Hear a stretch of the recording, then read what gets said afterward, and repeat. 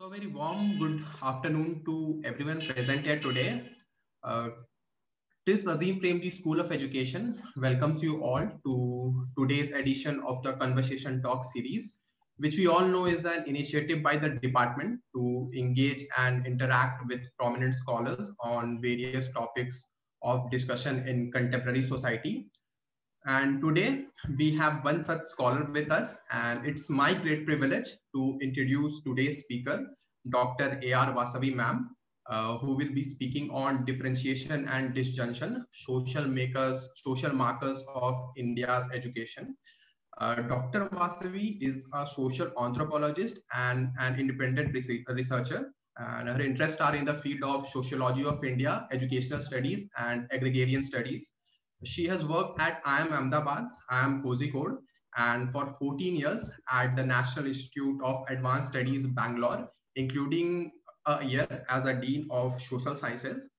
She is also founder of Punarchit, where she currently anchors the integrated learning program and coordinates the overall activities and work of the organization. She has received Infosys Award for Social Sciences in the year 2013 and Malcolm Memorial Award for Development Studies in the year 2018. And her key publications are Harbinger of Rain, Inner Mirror, Shadow Space, Samajika Akhareke. So before we begin this conversation, I would like to request everyone to keep yourself muted so that our speaker does not get disturbed. And also, if you have any question, you can directly type it in the chat box, or in the end, you can also directly ask questions to the speaker. So thank you, everyone. And now I request Vasavi ma'am to begin this conversation. Ma'am, please. Yeah, okay.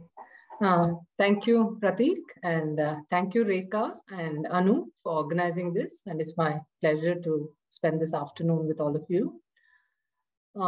I had thought I would speak about differentiation and disjunction as a way of interrogating India's, especially the dominant education system. In addition to doing that for part of the lecture, or say about half of it, there was both Rekha and Anu requested me to look at or to quickly review some other issues, which is about the ways in which the education system is also integrated, especially in rural and disadvantaged areas, into the larger dominant system and what those impacts are. And also reflect a little bit about from my own experience in running an alternative learning program for rural youth here in rural Karnataka.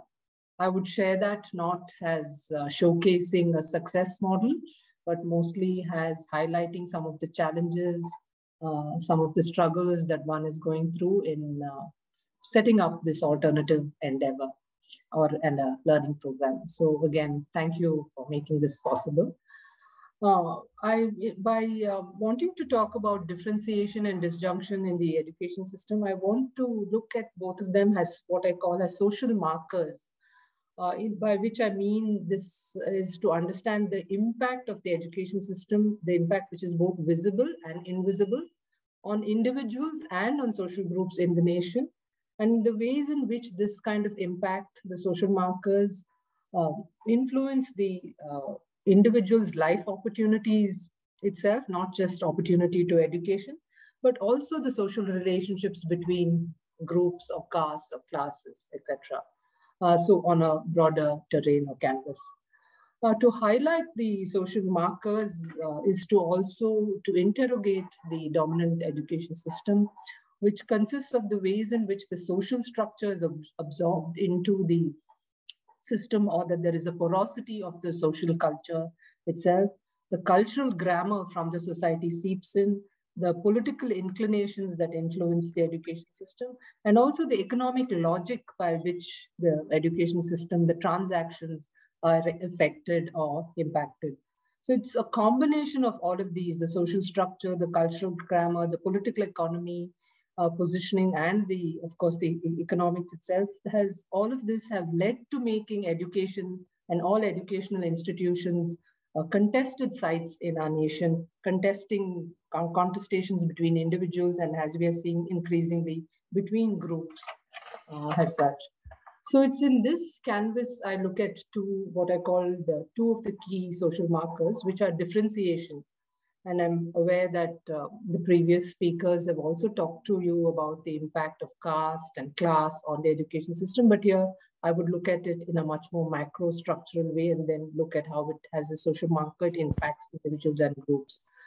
The first marker I want to highlight is that about differentiation, where to look at how the education system is marked by differentiation and reproduces differentiation in the nation and in the society, is to look at the structures of education and the structuring processes and transactions, and therefore to also go beyond the rhetoric of universal access or the rights to education, etc.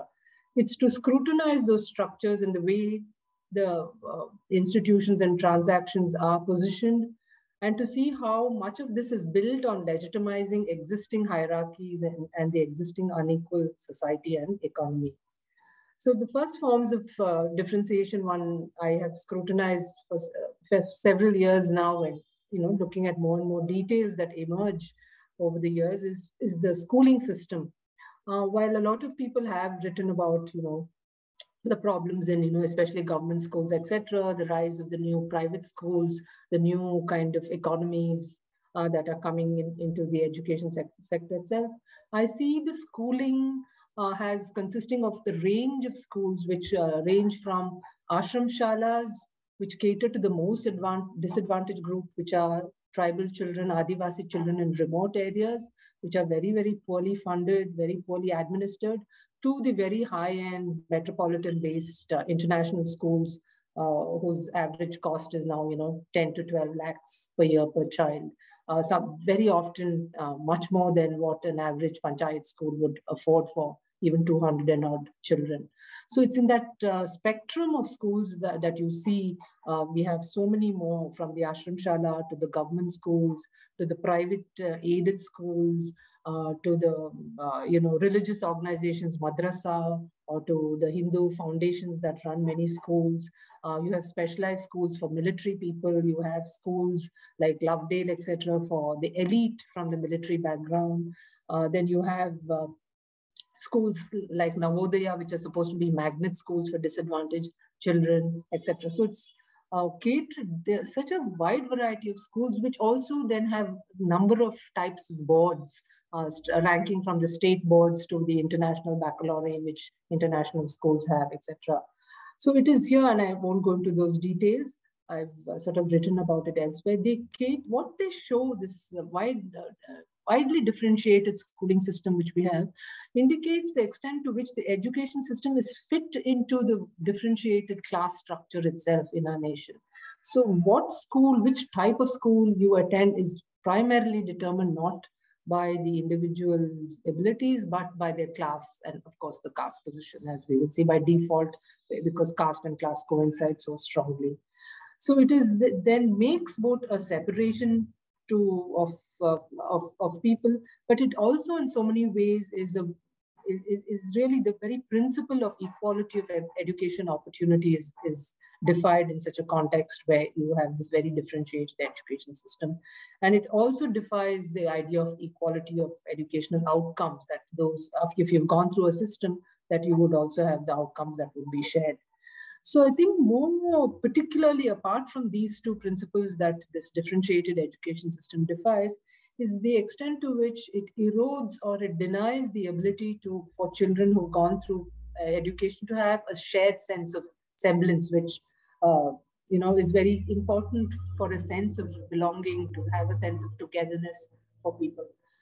This is just to give you an example of how intense this is the extent to which in many large villages, you no longer have all the children of the village going to a single government school. Rather, it's the poorest, the most disadvantaged, most typically SC, or there are SCs, ST children, and all the other OBC, slightly upper caste, etc., children going to private schools. It's not unusual in large villages with more than 7,000 to 8,000 population to have children of the village going to 8 to 10 different types of schools.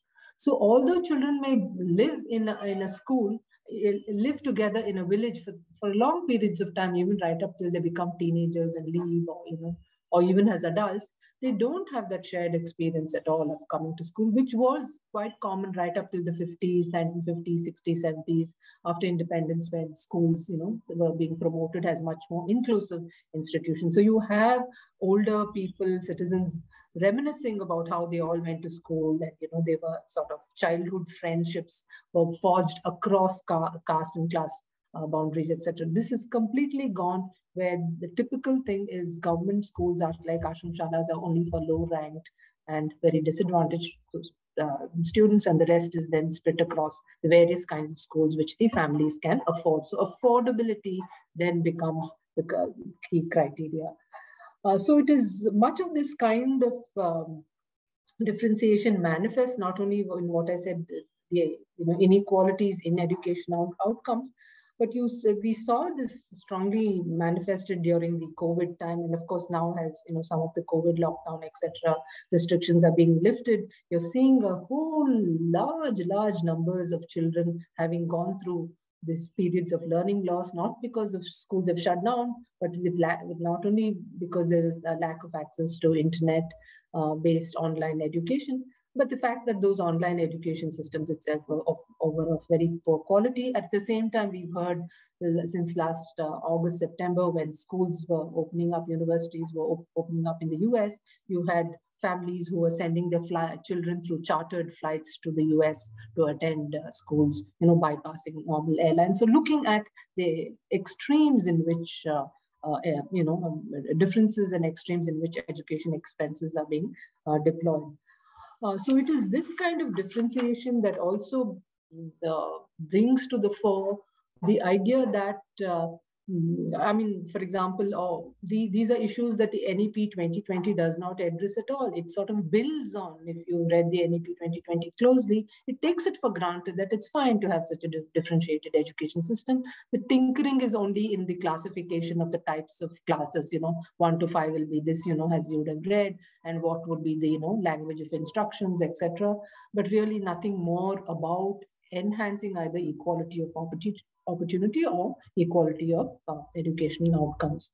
So along with this differentiated schooling system, we also have at the higher level mass higher education system, which is meant for the masses, which is supposedly much more accessible, versus the much more elite and more sort of filtered ones where meritocracy reigns, supposedly meritocracy reigns, which are the star institutions, which are the IITs, IIMs, now the IISERs, and a few of the other intermediary or, very highly specialized science technology institutions. So it's here in the mass higher educational institutions that you see, for example, where Mofussil students who are going from rural, semi-rural areas or even in the urban areas to very poorly designed higher education systems in which not only is there lack of quality, but also their own sense of realizing their capacities are not met. So you read and hear about the extent to which they really don't learn much. Many of these are what are called quote unquote parking lots. People are just spending time, and where ultimately very high dropout rates also occur. So you have a large numbers who attend, say, till pre-university or up to university and then drop out without really being endowed with capacities to be either fully engaged, if fully employed, or to be engaged in the communities, which I would highlight later. So in these star institutions, celebrated much for their standards, quality, their competitive abilities, or their abilities to feed into the international economy, to provide the first step in the ladder towards international celebrityhood, especially in the corporate sector, etc.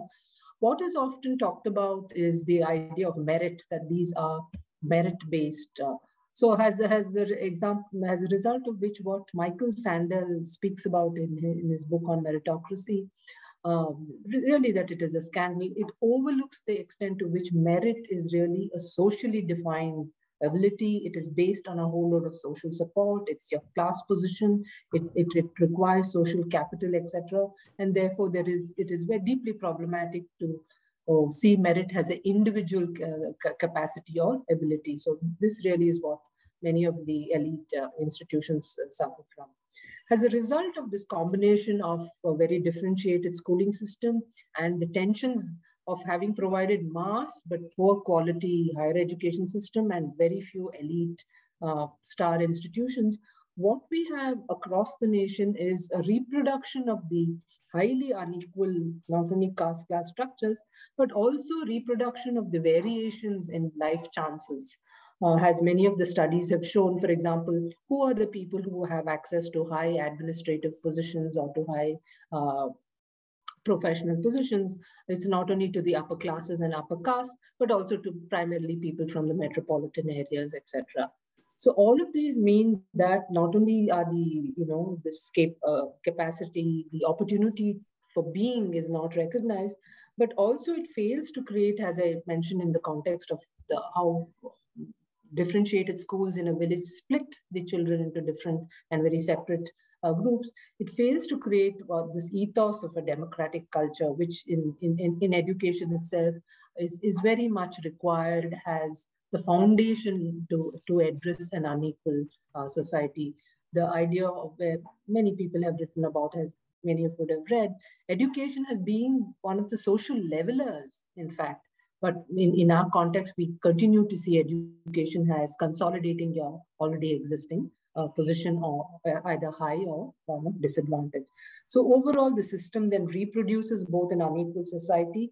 It is overall not transformative of the society, but reproductive of the very structures of society. And therefore, enhancing the existing boundaries, but also creating new boundaries and reproducing in some ways new senses of differences, where education is a distinction, which school you've been to, what type of education you've had, etc., has a form of distinction. And those then become the ways in which distinctions between people are enhanced or between groups are enhanced. If this is about differentiation, I would like to go on to talking about disjunction or what is disjunctive about our mainstream education system. By disjunctive, I mean to look at, again, the outcomes of the education system, which do not align with the objectives of education. Education has something that enables people to come up, to realize their capacities, to have a shared sense of resemblance, or, about democratic cultures, etc. And also that it does not align with the expectations that the learners themselves would have. So as a result of which, all of these then become reflected on the larger, social and cultural fabric itself. As I mentioned earlier, some of this disjunction we would see in mass education, where mass education is promoted on the idea of access. We have only 40% of our youth going to college, so let us expand the number of colleges. It will become 60, 70%, but there is no quality. So it becomes, quote unquote, what is called time pass.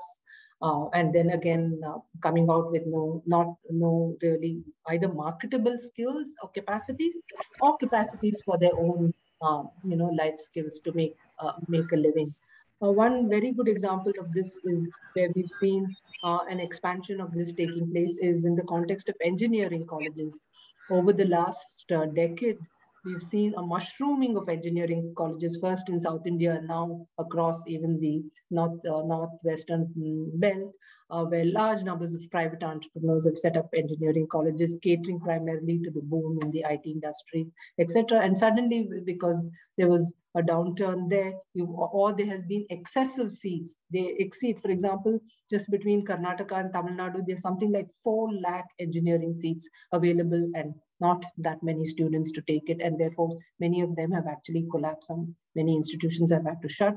But worse still, large numbers of the students who've come out from engineering colleges, a study shows something like 80 to 82% of them do not have even the basic foundations of engineering to be qualified as engineers, which is why when they do entrance exam into companies, many companies have started this testing.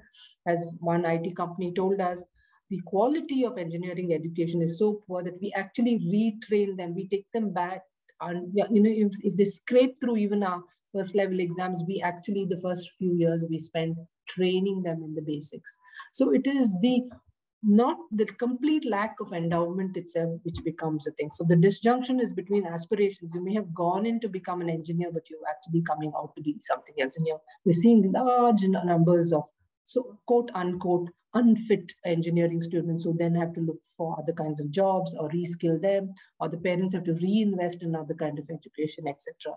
So the mass education, which lacks quality, has then become disjunctive between aspirations, what was expected, and what the education system itself was to deliver.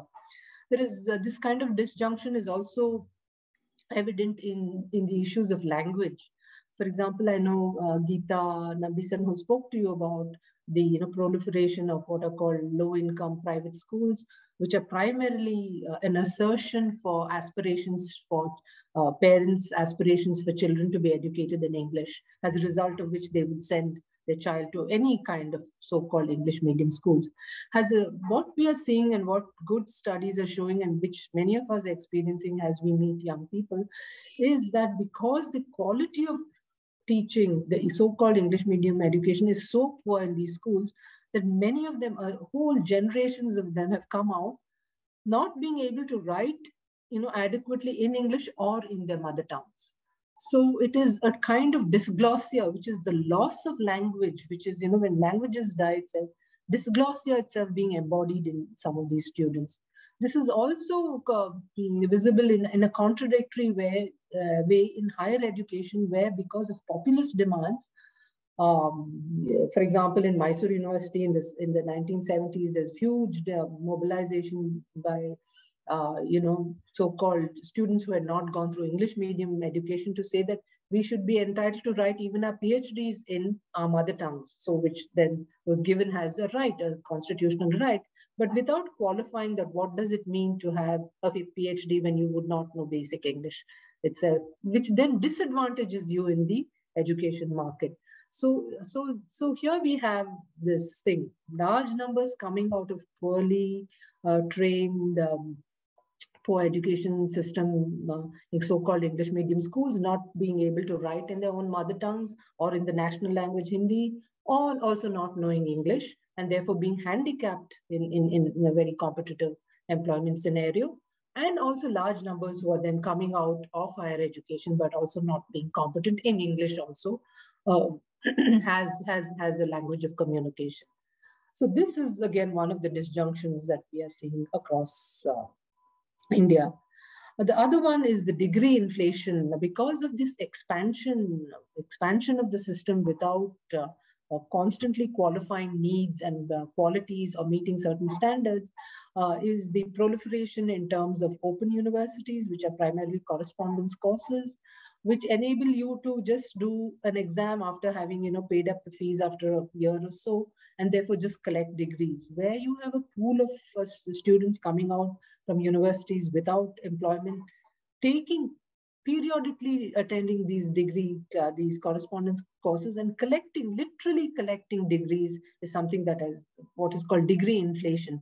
It's not unusual now to come across somebody who would have one degree, a basic BA or a thing would have attended college, but would have an MA in one subject and another MA in something else, and a BEd, at least 5 to 6 different kind of degrees that they would have, only has ways in which they're collecting to get into the job market. So employment then becomes constantly going through this, becomes not only long-term waiting, but also from a way in which collecting degrees without values means that there is a disjunction between the expectations. For example, some of the people I have interviewed, I meet people in rural areas, semi-rural areas, who have not been employed for years, 8 to 10 years, just collecting degrees. And you say, oh, okay, why don't you do a job that's available to you in your area? They will say, no, but I'm so educated, I have so many degrees, I'm waiting to do this exam and I will get this opportunity, without realizing that these degrees are really a waste of not only their time, but really have no value. So this an overvaluation of degree collection, and in reality an undervaluation of their own abilities to do any other job or get into a career. The other kind of disjunction which we see is also is related to the way in which the mandated inclusion of, say, reserve category students into primarily higher education and to professional classes has met with the social forms of exclusion. So that is the forms of resistance to which rights to entry into education or access to education is denied, as a result of which you have, as several studies have shown, people experience not only humiliation, but the ways in which hierarchies are played out, the ways in which they are discriminated against in these institutions, all of which are well documented, the hostility which many of them face and experience, the labeling, them being called government Brahmins, Sarkari, Log, or Sarkari Brahmins, the ways in which the institutional humiliation has become the basis for large numbers of them to commit suicide. Rohit Vemula's case in the University of Hyderabad, of course, became national news. It is an example of what others have written about as that of institutional murder, but also in the medical colleges, in many of the science institutions we know, repeatedly occurring across the nation as ways in which for mandated inclusion is met with social and cultural exclusion, and therefore becomes very, very punitive on these students, not only as an experience, but also marks many of them for lifetime. For example, the large numbers who drop out, some of them whom we have met and followed, who actually lose their confidence to carry on with their lives, even in other contexts. So really a disjunction between the expectations and what the institution or university does to them. One of the other disjunctive feature or social marker that I've looked at is that overall all of this means not only a negation of the opportunity for being, for self-realization of skills and capacities, or enabling them to sort of engage with their own societies and communities, but it also accounts for a lot of very intense frustration and tensions between individuals and groups. When I mentioned that the educational institutions have become sites for contestations, this is what we are seeing, being manifested across the nation. One of the examples, I mean, although this is not highlighted in the media, and more in-depth studies need to be made. One of the reasons, especially in my own reckoning, has been that the hijab issue, which many of you would have read about in coastal Karnataka, which started there, now has become both a statewide and a national issue, between Muslim girls versus Hindu boys, is really not. It was not an overnight phenomenon. It has been built over longer terms of tensions over entry of such people into institutions, kinds of gatekeeping measures that are taking place within the students, which is a spillover from the extent to which students in their own tensions, their frustrations, are subscribing to networks which give them forms of protection, which feed them with ideas of not only exclusions, but about conflict, about the sense of otherness, etc., all of which you would know that all the networks, especially the fundamentalist groups, are doing this. So it is the submission to larger agendas to negotiate their own personal strife and tensions that we are seeing in these contexts that are emerging really as not only national but state issues, but also issues in which individual rights and rights of collective groups are being threatened. So just as a summary about issues about disjunction and differentiation disjunction, I want to say that overall the education system then has an iron ceiling in which disadvantaged students don't often have the opportunity to realize their own potential, to have that shared sense of resemblance between with advantaged students. There is mostly a reproduction of the society and its inequalities, not at all transformative. It is more and more become a part of both a political economy, of not only about the neoliberal economy, but drawing on the porosity of culture of the larger society and culture into that of institutions, reproducing the priorities and orientations of the society, and therefore becoming part of what Thomas Piketty has been writing about in Capital and Ideology, how these two mesh together to become part of the inequality regime. reproducing inequalities at multiple ways and levels, and therefore really in many ways reproducing disadvantage for a larger majority of people, rather than education becoming an opportunity for challenging disadvantage and generating forms of advantage. So this very, very broadly, and literally I have just flagged some of the issues without any in-depth perspective. I just want to move on to then, how do these two key markers of differentiation and disjunction play out in rural areas, especially among disadvantaged students? What significance does it have, and what are ways in which these can be addressed?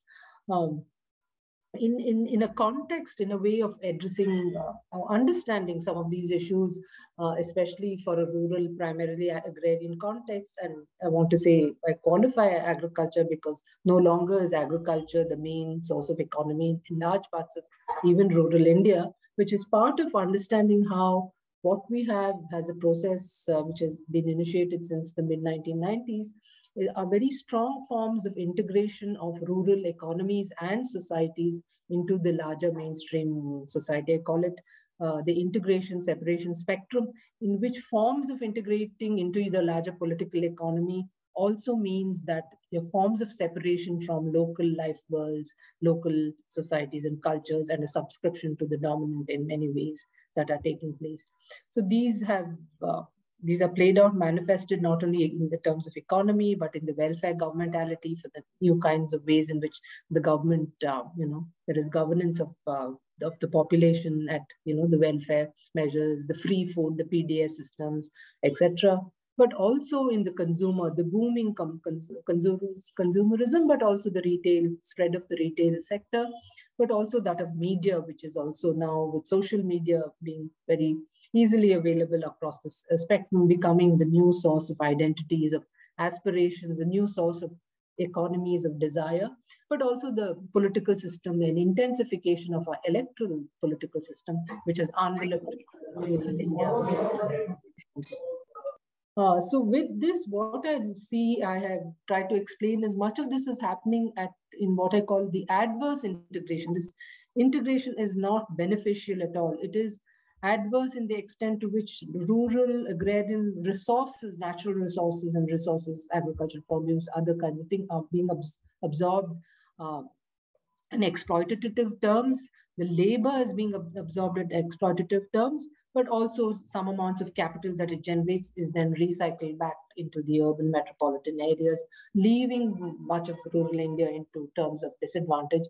That is why you saw what we call, what is now is become historical.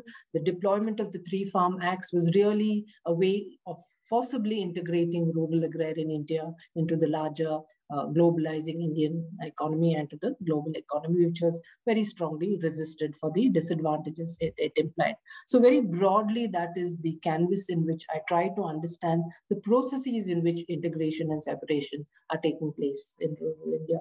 So in that context, education also you see has being a platform in which integration is taking place, but also forms of separation at the local level are taking place. So, for example, both the spread of schooling, either government schooling or even the spread of new forms of private schooling, the mushrooming of educational institutions, either government colleges, a range of colleges, ITIs, new kinds of skill, nursing, small industries, all kinds of training institutes that are coming up. All of these, even as they absorb the youth, they continue to be built on the earlier kind of differences that exist. So, for example, in the studies that we've collected, what we're trying to show is this differentiation of schooling and in education is also made possible because there is a very sharp differentiation of the rural economy. No longer is rural India just consisting of the landed, the landless, and the little bit of in-between tenants. We have very, very differentiated caste class structures which go up between 16 to 20 types. You have people who own large amounts of land who may not be there, to the really landless who move between the villages and cities, who come back, which all of which we saw as return migrants during the COVID time, etc. So very large kinds of caste class positioning. It is they who then are strategizing onto this very differentiated education platform. One good example of how this is working, where I mentioned it's the more disadvantaged who go and the low rank caste children who go to the local government schools. The landed is, or some people, because of the class differentiation, is also based on the large numbers whose income is now coming from non-rural, non-agricultural bases because of the new kinds of remittance economies in the rural areas. It is they who are investing in their child's education into the private schools, not only tuitions, but the English medium private schools or the range of other kinds of affiliated schools. So, and it is also among the slightly richer people who as soon as they can afford, they move the families, the wife, the mother and children would go to the towns only for education purposes.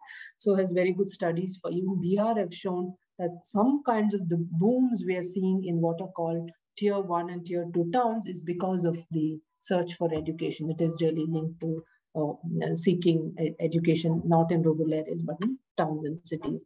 So no longer as we see this kind of primarily rural agrarian economy, we are seeing non-formal, non-agricultural, non-farm economies coming and splintering these groups. We also having very strong separation of households taking place. Along with this, as I mentioned, with the economies of desire, the aspirations, some kinds of social mobility that have set up in between the middle ranking castes and classes, you have more and more investments into education as the key source of economy. In fact, studies are showing since the 80s, large numbers of landed people, very middle, what were called middle farmers, middle ranking farmers from Bihar, large parts of UP, who would even sell their land to send their children to South India, to some of the private schools, medical schools, engineering schools, to universities, etc. But we are seeing that now across the nation, where you think the de-agrarianization also means you must invest more. So that is why there is actually an excessive burden. They're even taking large amounts of loans only to send their children to some of these schools, colleges, and into higher education. A very good example was what we were talking about as to why children were sent to Ukraine and to the former Soviet, some of the Soviet countries, or even they are sent to China to do medicine, because medical education is so out of reach of the average family or student in India. So an excessive investment into education at great cost to even the financial capacities of the household or to the family that we are seeing. So it is this, the manifestations of these kinds of impact of, in being integrated, and what it leaves, these social markers, which is what we witnessed when, for at least since the past 15 years, studying issues about education in these rural areas. Students who have gone through even right up to university, which is right up to masters, has lacking capacity, has lacking confidence, has not being employed, therefore feeling extremely alienated and marginalized, not being able to continue the family's tradition, either being in if it is farming or in the caste-based occupations, whether it was carpentry or masonry or any of the other skills, being completely at loss, not only among themselves but also becoming really a major source of concern for the society as a whole. So when in 2011, just shifting to what we were trying to do, our organization called Punarchit, it means rethink in Kannada. The idea was to rethink not only received ideas, but also to rethink many of the mainstream dominant disciplines, but also to come up with ways in which a more integrated ways of living, of learning could also be kind of experimented. So it was our flagship program we started, was called Integrated Learning Program in 2012.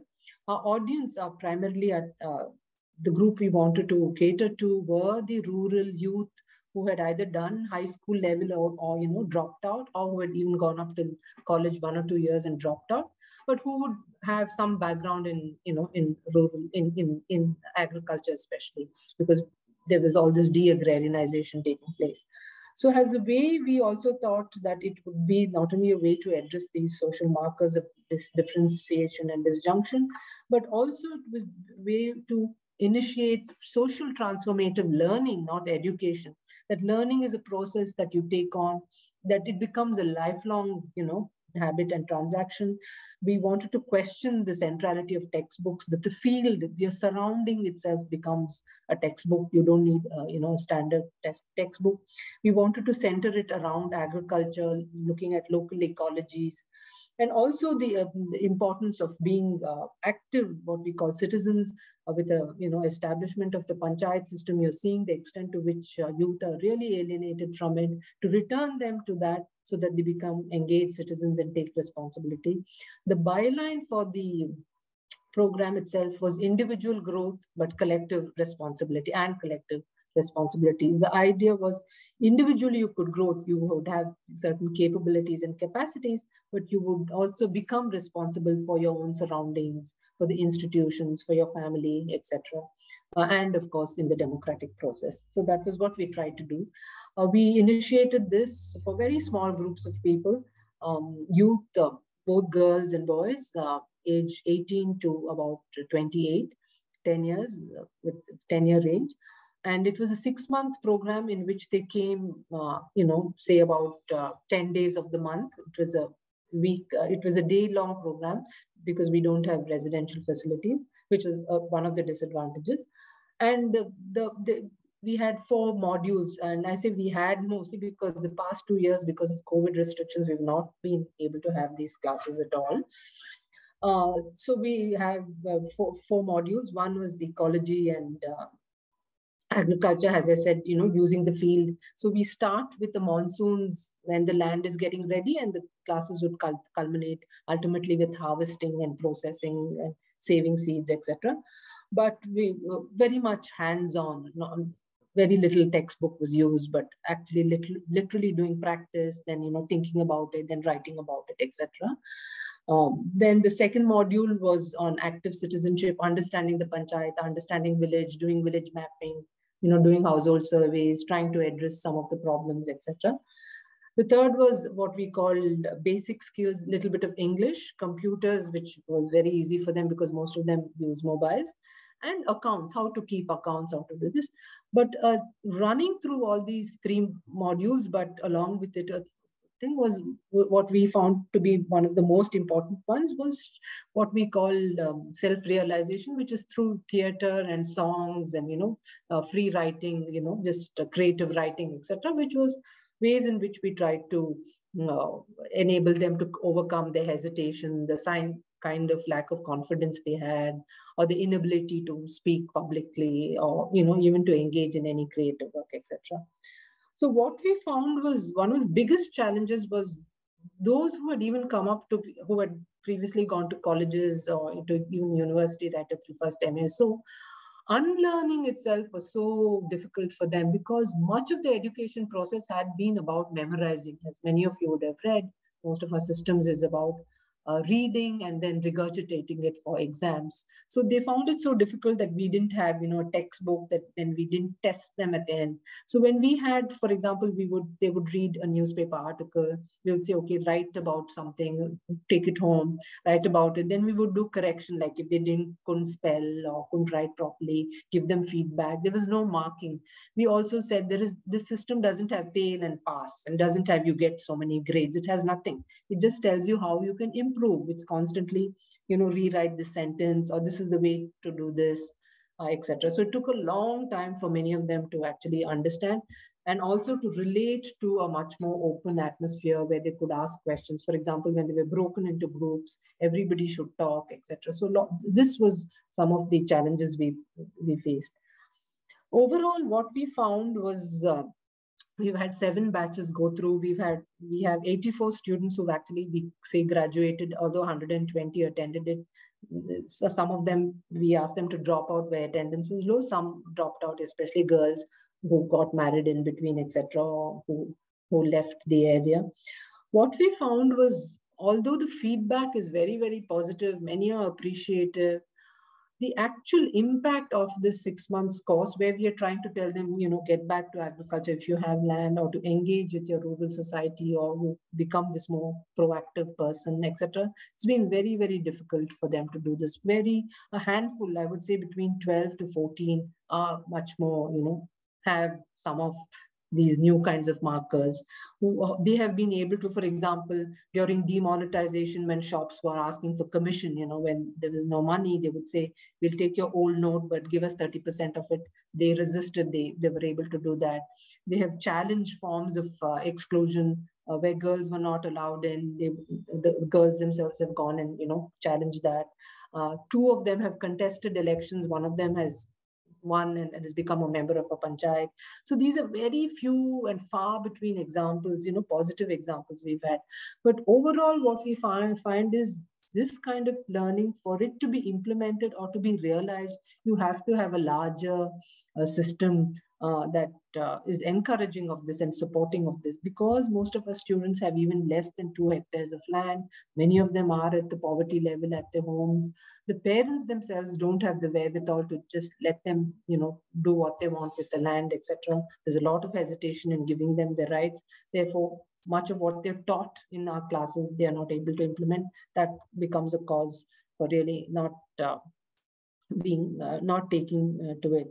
But it's also the ways in which the dominant economy, for example, of just earning sufficient, if I just go out and do a painter's job for a day, I get 800 rupees. So why should I cultivate my small piece of land?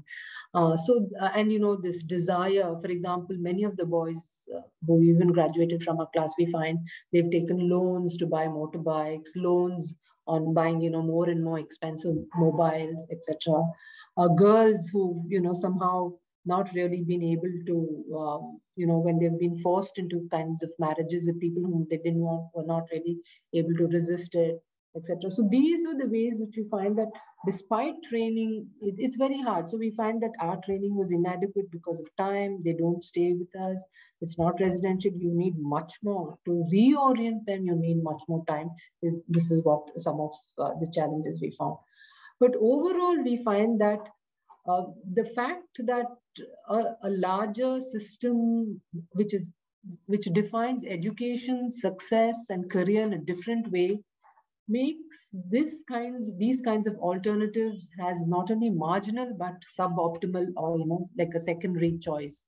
For example, even now we continue to have, whoever the youth come, they'll say, I'll go through this course, but can you give me a certificate which will say I know English and I know computers, because I want a job being a computer operator or a salesperson.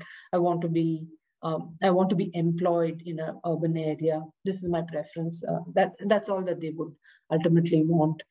So these have been both huge challenges for us, very frustrating, but has made us also rethink our own strategies, our own approach in many ways. That's why I said at the beginning, I'm not sharing this as a story of success, but has some forms of endeavor in which we look at not only the impact of the mainstream and dominant system, but also how even alternatives then get challenged because of the larger platform in which the pressure of the dominant system works.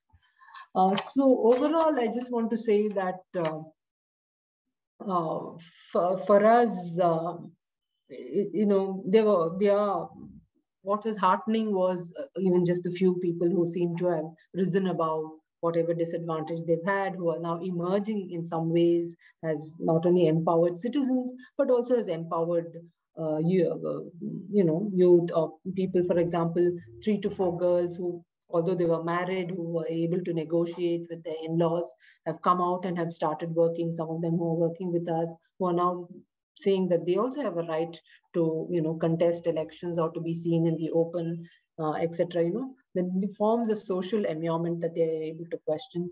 And a few who are now, very, very few who are now really saying, for example, most recently, especially with COVID, we are talking about a lot about climate change, who are now, talking to their own neighbors or to their family members and saying that there are collective activities that we should do. During COVID, some of our students mobilized MNREGA in the villages, helped start large amounts of public works, actually then also became what was called quote unquote COVID warriors, helped large numbers of people through mobiles and actually setting up COVID care centers, etc. So these very few people were able to do that. But for us overall, these were some of the quote unquote successes, or some ways in which we felt. heartened by the small endeavor we have done.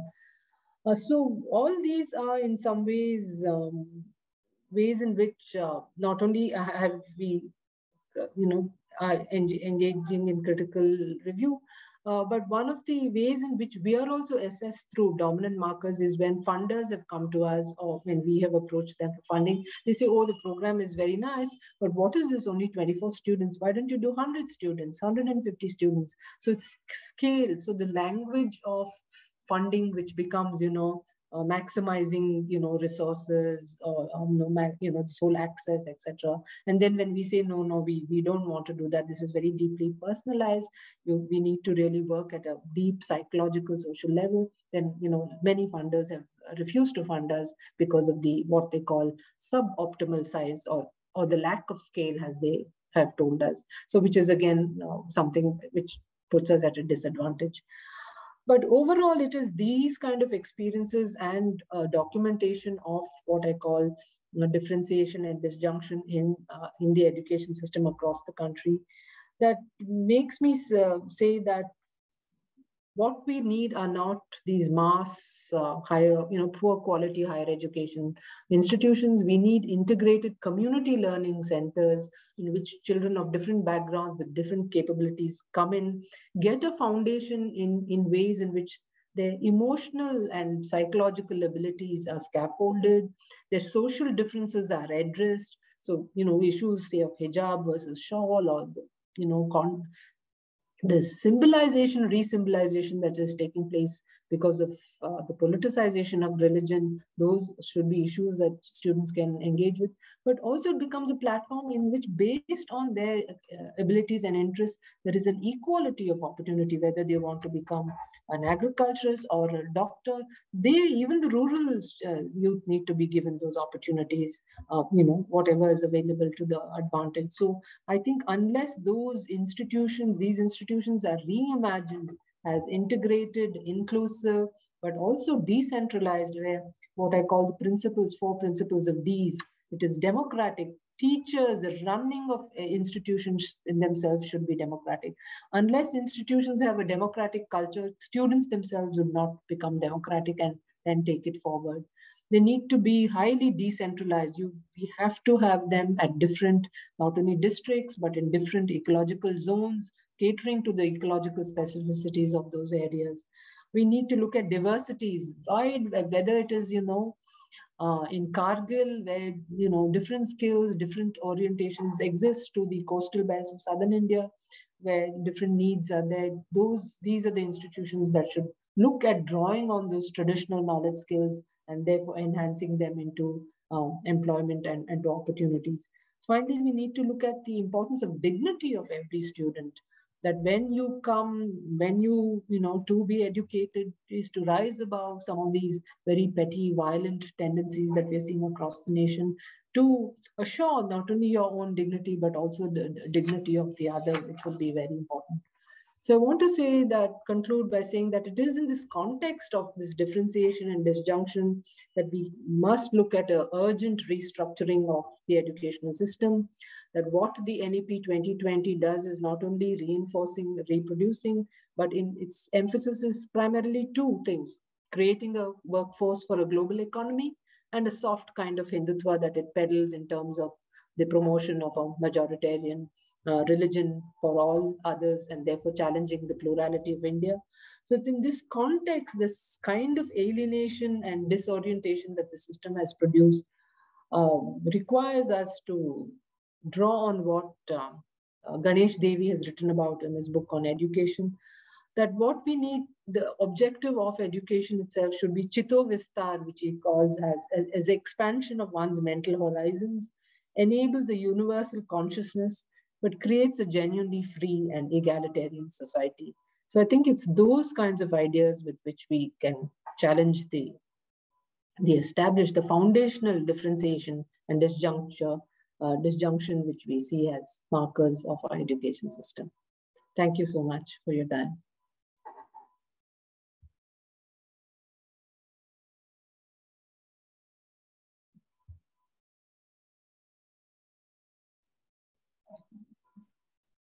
Thank you, Vasavi.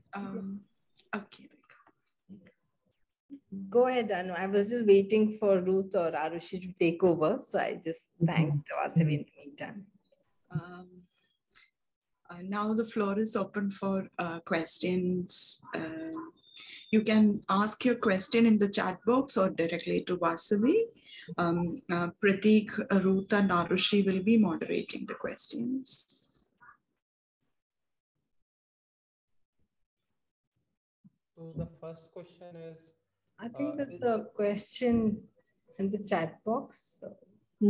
Okay, shall I look at that? Yeah, the question is the report and your paper accessible someplace? From Akita. Yeah, I don't have a report as such. I have a book coming out. It's been stuck in Hyderabad since last year.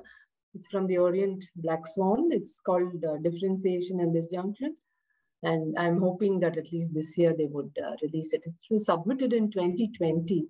But overall, I draw on many of these ideas in that book. It's a set of different studies which I've done over the past 20 years.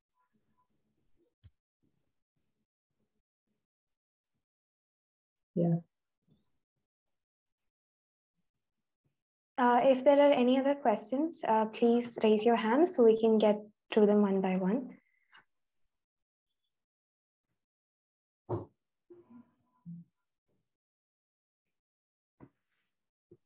Rajiv has raised his hand. Yeah, go ahead, Rajiv. So thank you so much, Professor, for the talk. Yeah. I think it was really... Can't hear you. Just give me a second. Can't hear you. Can you hear me now? Yeah, now I can. Yeah. So first of all, thank you so much for the talk, because it's very relatable, as we are like, I'm a semester 4 student and the master's has been so far online. So I think I relate to it. So I wanted to raise like one point that you mentioned and also ask one question. So I think the point regarding dignity is really something very important, because I have seen like even school or higher education tends to like compartmentalize students, like collectivize them. And recently, so like trigger warning, I'm going to talk about suicide. So recently, a 16-year-old student like died by suicide because of homophobic environment in a deep school in Ghaziabad. So that does raises the concerns regarding dignity, that how we treat individual students, especially students who are not meritorious in that sense. So I think that is something that really needs to be looked at. And second, so my network was patchy, so I might have missed this part of the conversation. But like throughout the pandemic, especially over the last 2 years, we also saw the rise of edtech, especially Byju's and Vedanta, and how they have become capitalist forces. They're everywhere, from education to IPL. So is this also a part of the distinction that you have mentioned so many factors like, and where do you think this will go? Because there's also push from the state towards privatization through portals like Swayam, and they're also like, as you mentioned about degree inflation. So that is something that I can see within my peers, how everyone is competing for masters and they're planning to go for another masters, and not for the experience of it, just so that they can have it in their CV that they have done this. So I wanted to ask you this question. Okay. Yeah. Shall I just respond to this? Yes, Vasavi, you can. Yeah. Yeah. Thank you. Yeah. Yeah, you're very right that the issue of dignity is really not given importance. And I think, and very much, I think it should start at the school level itself. So yeah, so I endorse what you're saying about the rise and the, you know, it was there, and I think the COVID and the whole situation only enhanced the presence and the hold of the IT sector, the IT-based educational companies. I see that has I don't know how to foresee it. I can't forecast it, but I think in the immediate future, because the government is also placing its bets on it, and so are some of the other big players. Even for example, the funding agencies believe that this is the magic wand with which issues of access can be addressed, which is very false. So what would happen is something that has already happened in the US, or for example, Japan, in which, you know, even when computers had become very popular in the Japanese, you know, schools, they actually don't encourage early, you know, children right up to almost in middle school to have computers, because they know the importance of learning through other ways. the tactile and the much more conventional ways has importance. And the computers only has an ancillary. Here, more and more the IT and the computer is seen as the mode. That I think is very, very problematic. And I think elite people who can assess this, they would have the options and would opt out, but more and more it would be the way in which mass education would be addressed. And it would be not only, we know already, it's so detrimental to the idea of learning, to peer learning especially, but also to the content and orientation. So you're going to have, we already have an explosion of information, but processing, as for example, some of the very good educators are telling us, processing, understanding concepts, and internalizing, the cognitive abilities to internalize some of these issues, those have become very poor. So I think these are problems that we need to think about. And overall, I think the IT industry, etc., needs to be questioned so much more. I think their strength has been not only because of the closure of the schools, but also the fact that there is a parallel industry, which is, it has become parallel to the existing, where it offers not only a substitute, but it seconds what is called the tuition industry. For example, what you see, many of them are using it. We're going to a regular school, we're sending our child to a regular school, but we're doing Byju's also, has, additional things. So I think these are the dangers, and you're right. This is again one of the forms of differentiation which we are going to see in personalized thing versus the IT-based learning or education system. Should I look at the other questions? Yes, ma'am. We have a couple of questions in the chat box. Should I read it out, ma'am? Yeah, no, I've got it. Yeah. Okay. So there's a problem of scale. Do you think that we need to imagine the scale of them? Yeah, that's what I was trying to say, that one is the very idea of scale, which is drawn from industry or to, from accounts where you maximize profit based on the what inputs you give. To extend that to education, I think is very deeply problematic. And this is something we've contested with many funders.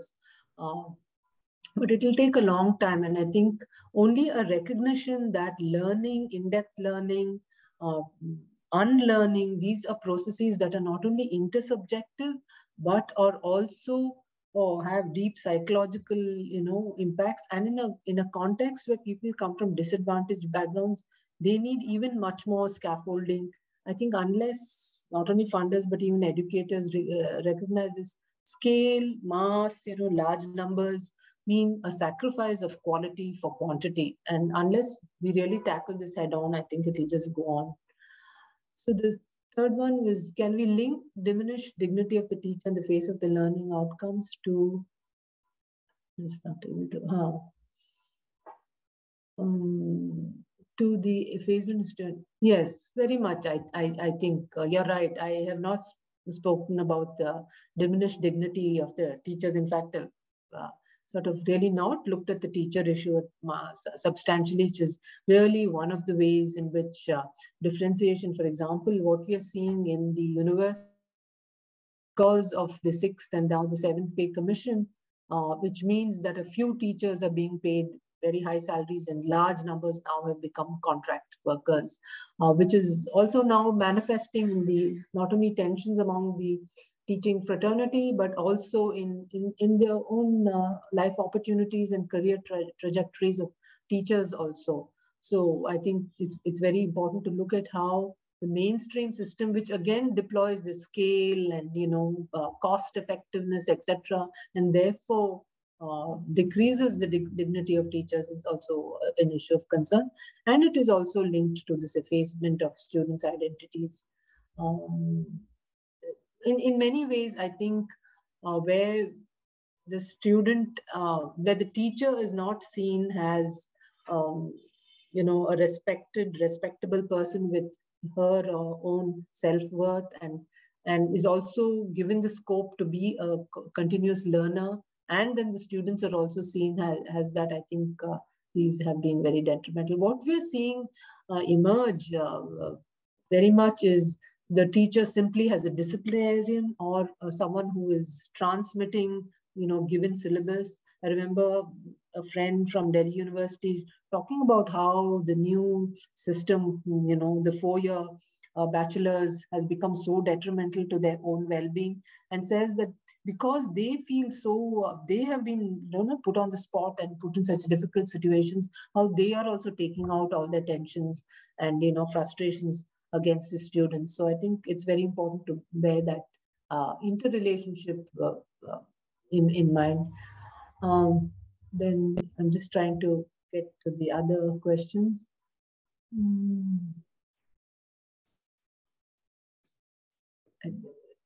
Is there? Ma'am, may I ask you to continue? I'm so sorry for being so greedy with your time, but when we're talking about the problem of scale, what you just responded, how do we imagine policy decisions being made without scale being accommodated? Because these essentially we see a trickle-down effect within our classrooms, right? There's a certain policy like the NEP. They made it somewhere sitting not, there was no wherewithal of the ecological specificity, which you pointed out in the decentralized and diverse nature of what we need in the 4Ds. So how do we imagine, say, a grassroots policy making mechanism? And even if we can imagine it, what would it look like in your opinion? Because we need to move away from scale, even in the policy decisions, right? Because if we want to change that dynamic. So how do we do that? Yeah, so when I say that one needs to question this centralization, we look at decentralization and diversity. It does not mean it becomes, every village for itself. No, that would be absurd. So one of the reasons why I think education being on the concurrent list is good, because it should have ideally, which was done in the 50s and 60s, the very broader goals, agendas, and the broader support, financial support systems, and the administrative systems could have been from the center, or rules and regulations could have been made. But the content, the orientation, the actual deployment, etc., could have been the responsibility of the states. And therefore, in the states, that it would also then devolve, to the lower levels. For example, under the panchayat system, you have the rights to actually administer your own schools, etc. But of course you can't make your own syllabus. But Kerala has shown the way in which they actually redesigned their school curriculum and the syllabus by actually holding discussion sessions at the panchayat levels. They also decentralized learning. For example, where they gave you scope to say that you learn not only the history of India or of the state, but you learn your own history. So if you look at the Kerala textbook, right from 5th standard, they will tell you, it's part of, what is the history of your village? What is the history of your area, of a certain group of people who have come? Many, many examples. Which is the river that flows by? In your geography, know your own geography. So there are examples of which it can be done. The other thing, when I say decentralization, it also is to look at the specificity. So for example, if you have a context in which a large numbers of students are primarily first generation learners, I would say take, for example, an Adivasi belt in an ashram shala. What kind of education could the same one, if it is within a state, the same thing that is designed in the state, say Orissa, if it is an Odia language, can one that is designed for Bhubaneswar be applied in the remote areas of Orissa? So, no, it can't be. So what is the scope to make that, for example, Orissa is a thing where they've actually encouraged primary education in the Adivasi languages. At least 5-6 dialects, they have been encouraged. So where is that kind of scope? One very good thing about decentralization is the schedule of the schooling or the colleges. There is a complete mismatch. Everywhere we are seeing that it doesn't link to the local seasons, ecologies, and to the occupations at all. If you did that, you would also encourage children to be involved in local occupations in the free time, or in the peak seasons, that they become part of it.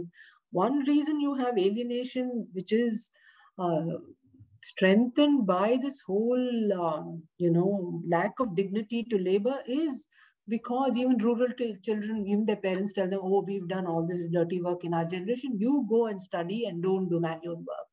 and therefore they become unfit. You see large numbers with excessive degrees can't do manual labor. They cannot work at all and therefore become unfit. Why have we not integrated work and labor, working with the land, into our syllabus, which is also, very earlier forms of education, which is also what Gandhi talked about, the all three, the head, the heart, and the hand being involved. I was recently speaking to a friend from Eklavya, who just retired. She said, even in the early days, she regretted. She said, we were looking at syllabus, science temperament, and, equality and all that. But we forgot to give the importance of working with the land. Working with the land has deep, for example, now elite schools are encouraging the students to work with the land. Why would we not have that for even rural kids, to say that they then respect not only what their parents do, but it also endows them with skills and knowledge?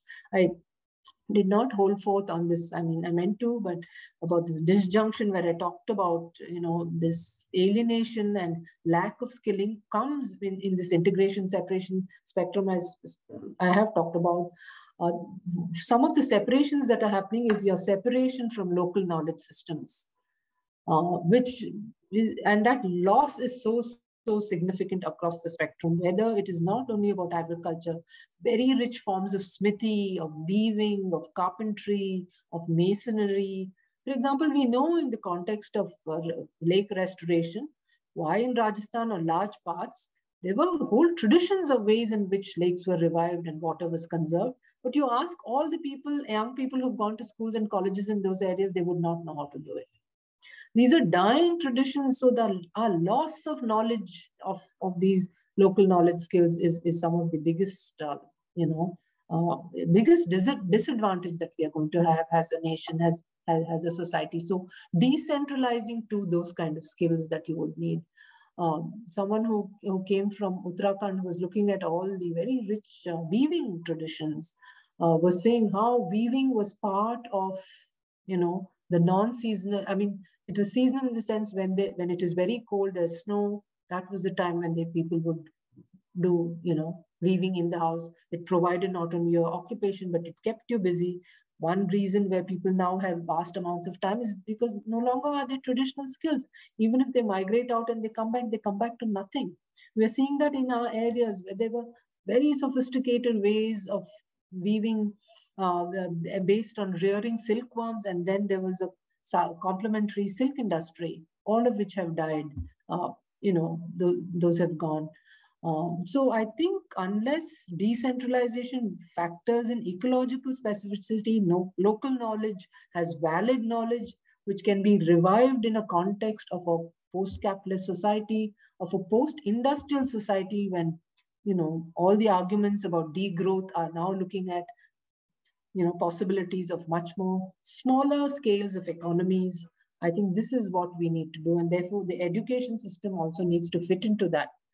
That would bring about higher accountability, higher, more easily more manageable, rather than scale has just things taken from, management and what I call accountancy, that it's, if you put in, 1 rupee worth, you should get 100 rupee worth, etc. But rather these issues of learning has a very intimate, intersubjective and long-term process in which investment must go beyond financial reckoning. It cannot be primarily financial reckoning. Thank you so much, ma'am. Yeah, I'm trying to look at the next question, but I can only read part of it. Can we link? No, I finished that. After that, the question, I'm not able to get that. Yeah, that was from me, Meera here. Yeah. But I changed my mind to a different question. But okay. Like Akitab said, I don't want to be too greedy about your time. I see. But maybe I'll just ask this. And, okay, sure. So one is, I got the sense that from your experiment with Punarchit, I may have got it wrong. So correct me if I'm wrong. You seem to say that these are alternative forms that are necessary, yet until we have the larger systemic, maybe traction, or an alternative form which is not geared towards social reproduction, it's not going to be of much use. So have I got that correct? Partly, partly right. So I just want to qualify, of course, I didn't go into details. In where I say the retraction of the dominant could be in many ways. For example, if the dominant withdrew, the dominant trend is now it's industrial and urban. The rural and the agrarian is seen as a dead end. It's a waste of time. It's redundant, which we are seeing with the new kind of policies the government is coming up with. If that alone was retracted to say that the extent ecological crisis we are facing along exacerbated with climate change, if it is conservation of ecology and restorative agriculture in which livelihoods of majority would be assured, and it would also assure you better food supply, more high nutrition food. I'm just saying, if ideally, if this was done, if there were more investments in that, would there not be a return to this? So where you're seeing, the emphasis is on the industrial, the urban, migrating out, because of the anti-agriculture, anti-rural policies, you also see the youth going away to that. We have very stray, island examples, for example, where, people have gone in and invested in big ways in the rural. I just want to give you an example of something I saw only last week. I met two brothers who belonged to a very dry village between Bangalore and Mysore. They, did very well for themselves in Bangalore and in the international economy. They just decided to come back to the thing, and they put up a very big, very sophisticated factory to do only millet processing of, say, snacks, biscuits, etc. They distribute millet seeds in the thing free, and they only tell the farmers, whoever wants to grow it, you give us the millets, we will buy it at market rates. And they run the factory. So the factory gives employment to about 200 and odd people, of which 100 and odd are women. And that whole area has changed. The youth want to come back because the parents are earning. There's electricity, there's water, the schools are running, the hospital has improved. Only because you have revived the rural, or at least there is some employment being generated. So somebody has invested in the rural. So what we are seeing consistently, whether it's the NEP or you saw in the 3 Farm Acts, we're seeing in the recent budget announced, which is a complete slap in the recent budget, for many of you, if you followed it very closely, was a slap in the face for farmers for having agitated and for having made the government retract the 3 laws. 3 acts. So if there was investment, would they not come back? That is why parents, and I completely empathize with parents who keep telling their children, we have suffered, this whole generation, all they see is devastation all around. Please go away, go. We will invest in your education, get educated, get employed, get a sarkari, a job, and therefore your life will be better. But even in the small instances we are seeing wherever, small examples from Tamil Nadu, wherever investment. So I'm not saying investment only in money, but following investment in knowledge, investment in the ecology, and investment in the society. That would then, automatically overall there would be a thing. Unless there is that, as you say, retraction, we can't. So people like us, we're working in a sea of disadvantage where is this magnet called the industrial, the urban is just pulling youth away, and they see nothing. The rural is eroded more and more. Just to give you an example, even till yesterday, day before, we're talking about why climate change action plans are not implemented in rural India. That's because of the extractive economy that is really the source of crony capitalism. All the political parties have benefited from this. Nobody is interested in climate change. If you were saying, if you put a huge, massive climate action plan into something like New Green Deal, you invest back into just doing your infrastructure. Does not have to be cement and steel, which is what they're doing in a big way, but really restore your ecological basis. It would generate jobs. It would have to have new skills. So if you want those jobs and new skills, which would be local skills, you should have an complementary education system that would train youth. The area we come from, there were fantastic skills of building with stone, with mud and thatch, which is common everywhere, but here just coconut frond thatch and another kind of thatch. Nobody below the age of 50 knows these skills. In fact, now we have architects coming from Bangalore, desperately scouting for people and telling them, we'll pay you so much, please put these up. But again, this is very exclusive, it becomes thing, but still we're saying do it, because at least some of the youngsters may see it as a thing. So I'm saying that can be scaled up. We are looking at island, small examples done by private people. Why should the state not look at these also as ways in which skills and knowledge can be restored, and therefore a different approach to rural India? Yeah, thank you for that question. So if anyone has any other question, Lal, you raised your hand earlier. Yeah. Yes. Good evening, ma'am. First of all, thank you so much for addressing this. I am actually from Mizoram, and I have completed my entire schooling in Mizoram, and I was fortunate enough to continue my graduation in University of Delhi. So I actually took sociology for my undergrad. So looking back, I am currently pursuing public policy and governance in Tata Institute of Social Sciences. So looking back, I feel like my entire years of schooling was a waste of time. You know, I feel like deep inside, I feel like my education just started like 3 years ago when I joined University of Delhi. So and when I try to like say it out, at some point I feel like it's the regional disadvantage that I have. But at some point I kind of like blame my parents. Like growing up, I blame my parents for not like sending me out to urban places where I could get more like a quality education.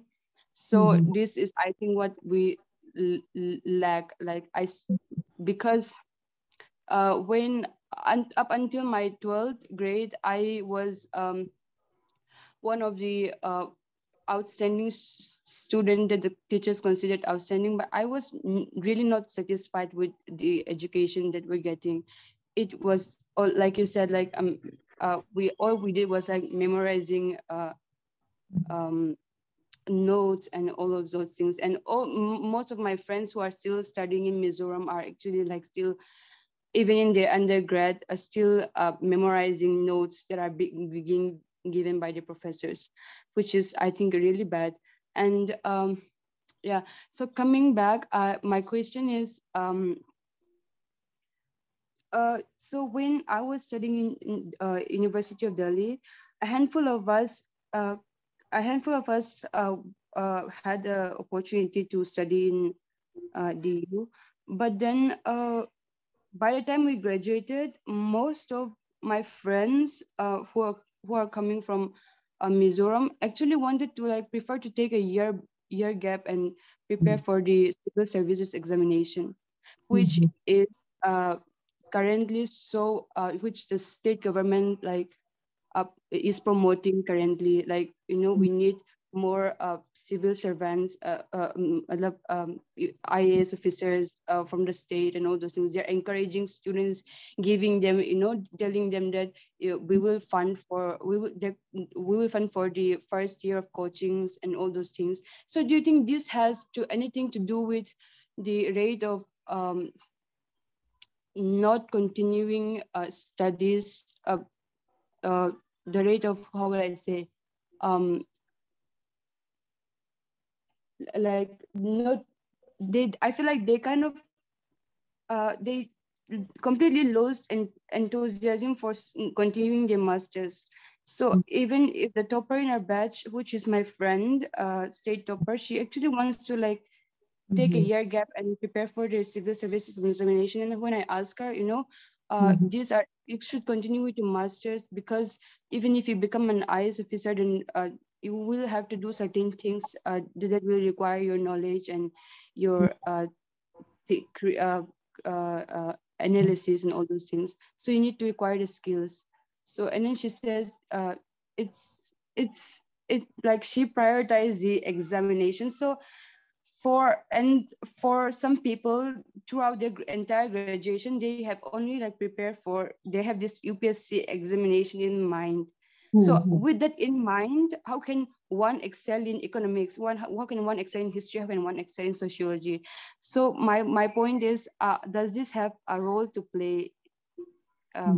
So, okay. So if I understood you correctly, are you saying your question is, does the pressure to get into another kind of mainstream, which is in this case competitive exam, also problematic? Is that what you're saying? Yes, ma'am. And does that hinder other, real learning? Yes, ma'am. And the job out rate in total.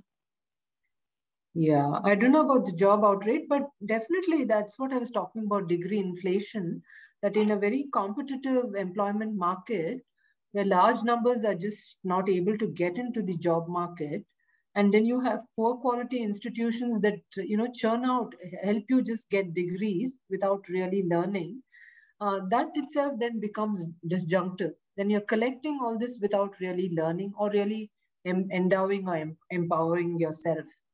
That was one of the examples I gave in the ways in which the system is disjunctive. It is disjunctive in terms of it doesn't cater to the key objective of learning of education, nor does it cater to the expectation of the student.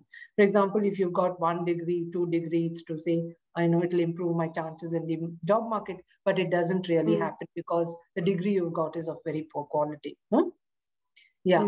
So, and I'm glad you brought up about this IAS, the whole administrative thing. And I think there is a class now of people to whom that is really one of the opportunities. And you can't blame them, for trying to look at that as just a way to, realize their own ambitions and their own sense of economic security. That's unfortunate because I think the options have become so few now. No, so people are strategizing. So I really don't blame them. But I would say, Lal, that when you look back on your Mizoram rural education, I think over the next few years you will see that it would have had its own strength, and it is that. You now, because you're in a larger context where it's competitive, where you feel okay, maybe you would have met people who are metropolitan educated and you feel they are better endowed than you, and you were disadvantaged. But you will see over the years that a rural education, it may not have been very good in terms of academic standards, but the social skills that it gives you, the emotional support that it gives you, and the overall sense of, the way you yourself have come into a larger system through, these kind of disadvantages, geographic disadvantage you may have, would actually work to your benefit in the long run. I don't think those overprivileged students we see, I mean, to be very frank, which I see it even in my own family, in the larger extended family, children who go to very expensive international schools, who are disengaged from the immediate environment, whose schooling and social aspirations are for a world which is far away, in a world which is changing very fast, they are going to be disadvantaged. So I think you really, I think over the years, you will realize that if you were schooled in a rural area with your family, with your community, it would really be very good foundation for you. Yes, ma'am. Thank you so much, ma'am. Thank you. Any other questions? Yes, Bansi, yes. Yes, please go. Bansi, do you want to ask the question or read it? Yes. Oh, like, slightly modified thing. Voice is breaking. Your voice is breaking. Just a minute. Okay, I think I will read the question. Better? Yes, now it's better. Go ahead. Yeah, it's better. Thank you very much, ma'am, for this very insightful time. I joined a little late, but I also wanted to thank you for writing the paper, studied it in our Sociology 1 course in elementary education. And it was, so a lot of our sociology was anchored on that paper, and it was quite amazing. So thank you for that. And all right, so ma'am, I'm working in a residential tribal school. And so, you know, it does equip the girls to work better with their context, while at the same time not dissociating them completely from their context. You know, we do not wish to alienate them from their own culture, right? Yeah. But the very it is so difficult because the very characteristics which are assumed to be tribal in nature are which are to be retained or whatever are also sometimes used to suppress them. Yes, and then analyze this behavior over such a long period of time that I don't understand if they would actually be able to you know, be independent thinkers, or, you know, critically see their own context. And the one in which, you know, like the guys who are claiming to, I don't know, which will, you know, make them acquire this critical thinking, which actually prevents them from doing that. And there is a lot of emphasis on the very particular skills that they do already have or acquire at home. For example, in-depth knowledge about farming, because most of them do have land, and they practice agriculture, and they also have cattle at home. A lot of that focuses on that, but because a lot of time gets invested in that, not a lot of focus goes into. So one, there is a problem that, you know, there is no space or time for reflection on the activity that has been undertaken. And the second thing, because it is more like a chore rather than something which is rather than something as an education. So school doesn't really differentiate between the two. As a result, they keep working without reflecting on that, and they also miss out a lot on the academic aspect, right? So dono taraf se they sort of, you know, become advantage. So I was wondering, how does one then go about so my question was that if we are to equip the children to you know, thrive in their context, would it by default limit them in their pursuit of, you know, like or in them making a choice? Thank you. You've raised very important issues in a very nuanced way. Thanks for that. I think when we're looking at appropriate education and learning between the local, you know, the so-called inherited, you know, from the community versus the universal, I think the combination of both is very important. And as you rightly said, not all, you know, so-called customary practices or knowledge systems are, you know, enhancing or empowering. They could be very negative ones which need to be checked, especially about identities or gender relationships, etc., or, you know, social status, positioning, etc. So I think making possible an appreciation of an understanding and abilities of local knowledge systems and identities, and giving what are called universal or generalized knowledge, which will also scaffold you into a longer term or in multiple ways, is something very important. For example, we also have small, you know, we have ashram shalas here because of the tribal thing, and a little bit of local dialects are also used. One of the key things we've been telling students who come from those schools, or even teachers, is how do you assess what are customary traditions and habits, what is positive versus what is negative, and therefore you tell them to critique it and be distanced from it, but is also what is positive about other cultures, you know, outside cultures or ideas, etc. So I think weighing in, depending on the context, depending on the society or the group or the subgroup, whatever, but constantly being, that is what I think reflective educational practices is about, you know? Reflexive, You think about received ideas, you weigh it, you assess it vis-a-vis, certain dimensions and parameters. What was the meaning of this for which time? What does it mean now for us? What would it mean for these people? What would it mean in the future? What would something that is alien, if I take it, what significance would it have? And I think so many ways one can assess it.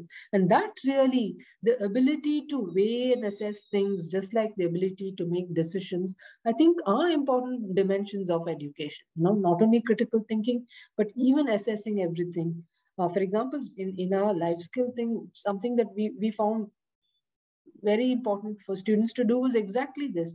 What is it in your tradition, which practices which are good, which have significance?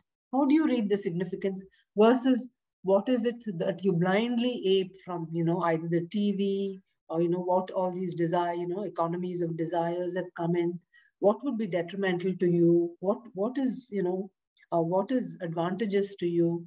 And I think these have really helped a lot of people to be more grounded, the few people who really engage with it. So I think even at a school level, if we do this, this would be very important. And insights like yours would be very key to this.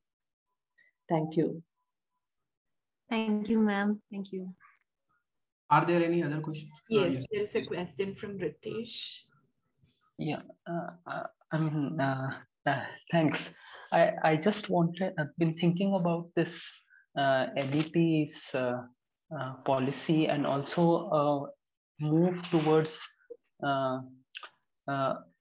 accepting a norm of certifying people's skill and therefore acknowledging it in a particular manner. So this kind of an institutionalized,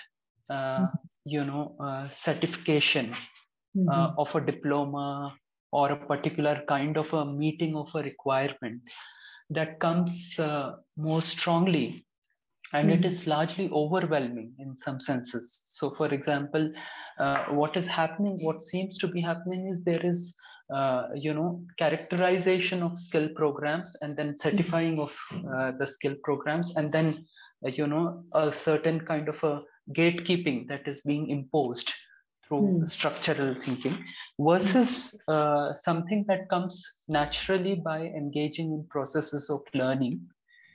So that kind of a partitioning is being created, and it is being raised to a level where you see the educational catchment, the catchment of education discourse to be more immediate and quick gains versus something which is over a long and an enduring period. So there seems to be a challenge over here because we have this fashion and tradition of Skill India and other things versus those skills which are socialized through a process of learning. So how does one look at this tension? Because for young learners, it is a kind of a loss that they see. And even I would feel the voice of marginalized would resonate with this idea of seeing a loss that is happening if they don't catch up with the moving tradition. Yeah. How does one, it is so evident and sharp in our environments around us. And we as educational institutes also, catch up with this kind of a fashion tradition of, having various kind of milestones of certification, diploma, degree, and other kinds. So there is it is a larger disjuncture within the social structure of education itself, which is reinforcing itself onto us. Yeah. I'm sorry, you. it's a no, comment or an I agree with you. Yeah, I agree with you. Yeah, it is. And as just going back to that earlier thing of how the dominant system, even if you want to be different, if it has such an overwhelming presence, it then redefines your own, or it challenges your own existence or your work. Yeah, so I think it's very important to say that lifelong. It does not have to be, linked to certification, to these formalized systems and structures. And that's how it was earlier, no? True. So I'm just wondering, sorry, if I may ask, yeah, as sure, a follow-up, sure, yeah. If I was just wondering, would it be a fruitful exercise, even as an educational exercise, to engage with the kind of differential trajectories that even IITians, even the IS officers have taken and have left their positions and moved into different directions, where they have reconciled with the idea that the path has not been very productive. I mean, we don't get to see or hear these narratives. We only see it as a celebration of the fact that they have reached a milestone and moved on to another course, which is rather disturbing. Yeah, but I think in India we do have cases of that, and we have plenty of them. Yeah. But they never get showcased in the main. Yes. They never come into the forefront. Yes. Yeah. You're right. Yeah. Okay. To add to that, Vasu, to add to what Ritesh is saying, I was thinking, I mean, what you presented, the macro picture in terms of differentiation and disjuncture is a very bleak and rather grim situation, and I agree with you. But also, if one were to look at the fact that there is widespread this frustration with this, that that you're being pulled against it and there's resistance. I was just wondering, I mean, different kinds of student movements is one part of it, which may still tie in with the aspirations that one has, and that the fact that they're not being fulfilled. That is one kind of trajectory student movements take. But also the presence of educated adults, young adults in the farmers movement or even the anti-CA movements. So and I just, maybe there's no empirical evidence to it, but mostly coming from humanities and social sciences, I would think, rather than the professional subjects. So somewhere, I think there are pockets. It's not a widespread thing. It's not definitely part of the macro. But there are some pockets where some kind of, expression of deep unhappiness, disturbance with the system is there, which we build on also, I think. Yes. Yeah. You're very right, Rekha. Yeah, I have not looked at, I didn't address this whole thing of resistance. But I think it's then what you saw a little bit in the farmers movement, but especially coming out from Punjab, and because it's very specific to that area, is there.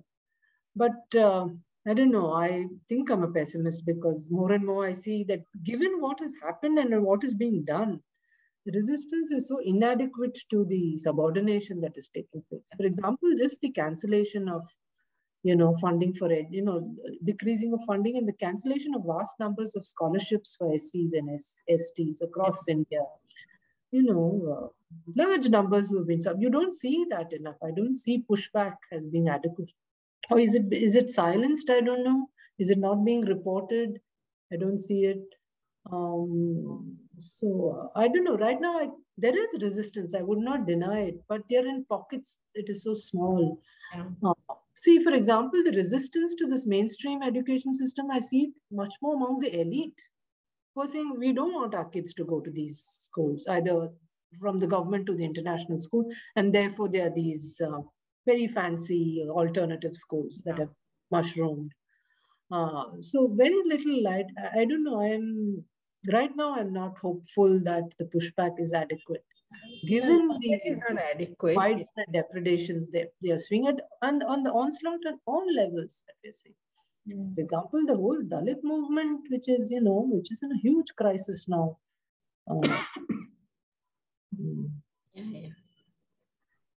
No, I mean, one does agree with the larger picture you've drawn. I mean, it's just other bleak and Yeah, no, I think we need to build on this. And one of the reasons I agreed with Anu when she said speak of alternatives, we need to talk about alternatives, even if they are about struggles. Ours is not a success at all by any means, but at least we need to share some of it a little bit. What is even possible has very little island. And to keep working at those alternatives and to keep working at also then knocking on the doors of these are multiple forms of subordination of oppression that we are seeing, the kind of forced integration that we're seeing into this larger system. There is yeah. One more question in the chat box from Meera again. She's adding to the question asked by Ritesh. How do such proposals address the age-old problem of vocational education getting reserved for disadvantaged, while the privileged go for liberal education? Yeah. Yes. Yeah. You're very right. That is again some of the differentiation we are seeing across where vocational or ITI and these other kind of small courses are being mostly for the working class and and of course the new kind of private universities that are based on so-called liberal education modules. That's what we're seeing. That's why I was saying when I proposed that you have a community-based integrated learning, either it's called the college or an institution that brings all post-school children to a youth to a place and then makes it possible, depending on your, skills, your abilities, you give everybody the best. And from there, based on their capacities and their inclination, whether the person wants to become, a scientist or a thing, or wants to become a plumber, or in the local area, that the opportunity should at least have been given equally to everybody. And therefore, after that, there can be differences in what they would want to choose. But don't shut out this opportunity to large numbers and restrict it only to a few people. Are there any other questions? I think it's almost 6, going to be 6. Should we conclude? Yeah, Pratik, you can conclude the session. Okay. So I would like to thank Vasavi ma'am for her valuable time and discussing the topic differentiation and disjunction. And thank you ma'am for answering all the questions. And I would like to thank all the participants present here for your questions and for your patience. And at last, our school faculties and the administrators. Thank you so much for your presence today. And now I hand over the meeting to Rekha ma'am. Okay. Thanks, Pratik. We'll close now. Thank you so much, Vasavi. We finally had you here. Thank you.